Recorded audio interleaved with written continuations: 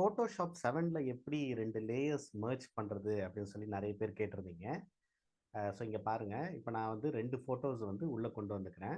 So as யூஷுவலாக நம்ம ஃபைலில் போகிறோம், ஃபைலில் போய் ஓப்பன் போயும் எடுக்கலாம், இல்லைனா நம்ம இந்த ஸ்பேஸில் டபுள் கிளிக் பண்ணி கூட நம்ம அந்த இமேஜஸ் எடுக்கிறத எடுத்துக்கலாம்.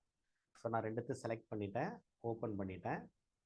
இப்போ நான் என்ன செய்கிறேன்னா 2 இமேஜஸை தனித்தனி இமேஜாக இருக்குது.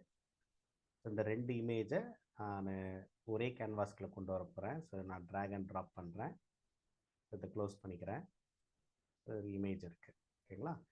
இப்போது நம்ம கேட்குற டவுட் என்னென்னா, இப்போ 2 லேயராக இருக்குது, எனக்கு இந்த 2 லேயரும் மெர்ஜ் பண்ணணும். பட் ஃபோட்டோஷாப் 7ல் அது எப்படி பண்ணுறதுன்னு எனக்கு தெரியலங்க. இது எப்படி அப்படின்னு கேட்டிங்கன்னா ரொம்ப ஈஸி தான். நேராக நம்ம மெனு பாருக்கு போகிறோம், மெனு பாரில் லேயர், லேயரில் கீழே வந்தீங்கன்னா மெர்ஜ் டவுனுன்னு இருக்குது. அதாவது கீழே இருக்கிற இமேஜோட இது மெர்ஜ் பண்ணும், கீழே இருக்கிற லேயரோட மெர்ஜ் பண்ணும்னு அர்த்தம். அதோட ஷார்ட்கட் கீயும் ஞாபகத்தில் வச்சுக்கோங்க, Ctrl+E. சரிங்களா? ஓகே, இப்போ நான் அதை கிளிக் பண்ணுறேன். பக்கத்தில் லேயர்ஸ் என்ன ஆகுது பாருங்கள், பார்த்தீங்களா? ரெண்டுமே மெர்ஜ் ஆயிடுச்சு. ஸோ இந்த மாதிரி நிறைய இமேஜை நீங்கள் மெர்ஜ் பண்ணணும் அப்படின்னு நினச்சிங்கன்னா, நீங்கள் இங்கே லேயரில் போய் இந்த இடத்துல மெர்ஜ் விசிபிள் அப்படின்னா Shift+Ctrl+E, என்னென்ன லேயர்ஸ்லாம் இங்கே விசிபிளாக இருக்கோ எல்லாம் ஒரே லேயராக மெர்ஜ் ஆகிடும்.